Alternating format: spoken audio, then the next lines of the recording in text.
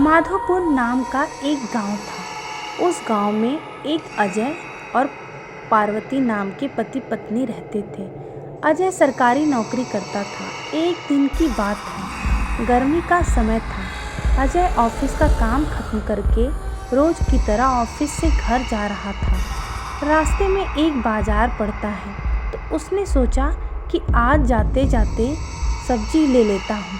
तो उसे वहाँ खूब ताज़ी ताज़ी मछली दिखी और उसे खरीद लिया। इसके अलावा और कुछ सामान लेने लगा। सामान लेते लेते उसे समय का पता ही नहीं चला। काफ़ी अंधेरा हो चुका था।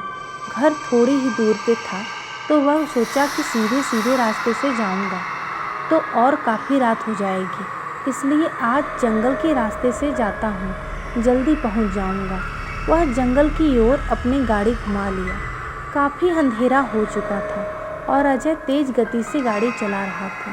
थोड़ी देर बाद उसकी गाड़ी के सामने एक औरत आ गई और अजय झटके से ब्रेक मारते हुए गाड़ी को रोका।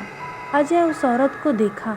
वह औरत बड़ी सी घूंघट डाल रही थी और जोर जोर से रो रही थी। अजय उससे पूछा कि कौन हो तुम और तुम्हारा घर कहाँ है?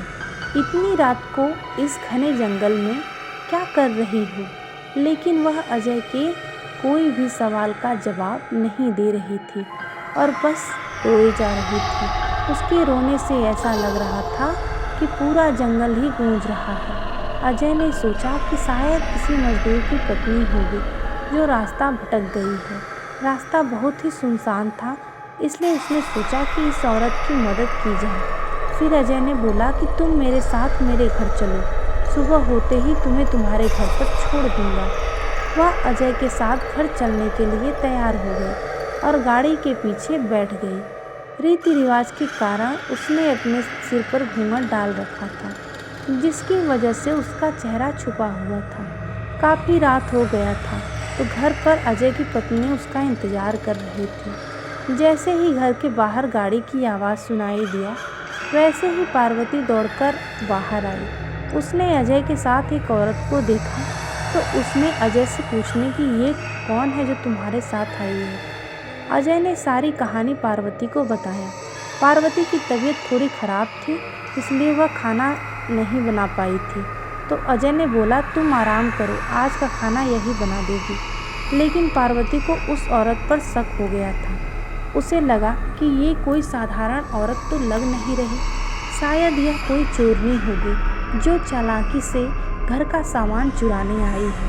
पार्वती ने इसे अपना रसोई घर दिखाया और बोली मौसम बहुत ख़राब हो गया है, तुम जल्दी से खाना बना लो। इतना बोलकर पार्वती अपने कमरे में चली गई और वह औरत बिना कुछ बोले रसोई में चली गई। थोड़ी देर बाद रसोई में से बहुत ही अजीब अजीब आवाज़ आने लगी। पार्वती उस आवाज़ को सुनकर सोचने लगी कि ये कैसी आवाज़ आ रही है। फिर उसने सोचा शायद मौसम ख़राब है, इसकी वजह से आ रही होगी। लेकिन उस औरत को लेकर उसका मन अभी भी शांत नहीं था। जब पार्वती 20 मिनट बाद दोबारा रसोई में गई तो देखी कि वो औरत अभी चुपचाप बैठी ही थी। पार्वती को ये देखकर बहुत गुस्सा आया। पार्वती चिल्लाकर बोली अभी अभी तक तुमने खाना बनाना शुरू भी नहीं किया, जल्दी बनाओ खाना, सबको भूख लगी है। उस औरत ने कुछ भी जवाब नहीं दिया और चुपचाप अपने चेहरा ढककर बैठी थी। पार्वती ने कितनी बार उसका चेहरा देखने की कोशिश की लेकिन देख नहीं पा रही थी। पार्वती ने फिर उससे कहा जल्दी चलो, जल्दी से खाना बना लो, अगर किसी चीज़ की ज़रूरत पड़ी तो मुझे बुला लेना। लेकिन फिर भी वो कुछ नहीं बोली। पार्वती को लगा शायद ये अनजान लोगों से डर रही है, इसलिए नहीं बोल रही। पार्वती रसोई से चली गई, लेकिन जब 10 मिनट बाद वह फिर जब वापस आई तो रसोई का दृश्य देखकर डर गई। उसके पैर वहीं जम गए और उसके गले से आवाज़ भी नहीं निकल रही थी। उसने देखा कि वह औरत रसोई घर के बीचों बीच बैठकर दोनों पैर फैलाकर कच्ची मछलियाँ खा रही है। उसके सिर का घूंघट भी उतरा हुआ था। उसका चेहरा बेहद डरावना था।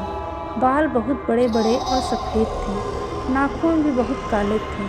वो मछली खाने में इतनी व्यस्त थी कि वो पार्वती को देख ही नहीं रही थी। पार्वती उसे देखकर चिल्लाई नहीं कि और ज़्यादा अपना खतरनाक रूप न बना ले। पार्वती ने धीरे से एक थाली उठाई और चूल्हे में जलता हुआ कोयला उठाकर उसकी तरफ दौड़कर उस डायन के ऊपर गर्म कोयला फेंक दी। आग की जलन की वजह से वह जोर जोर से चिल्लाने लगी।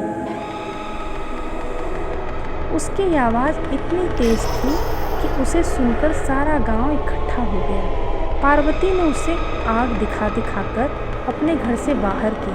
वह आग की डर से सीधा जंगल की ओर भाग गई, फिर वापस उस गांव में कभी नहीं आई।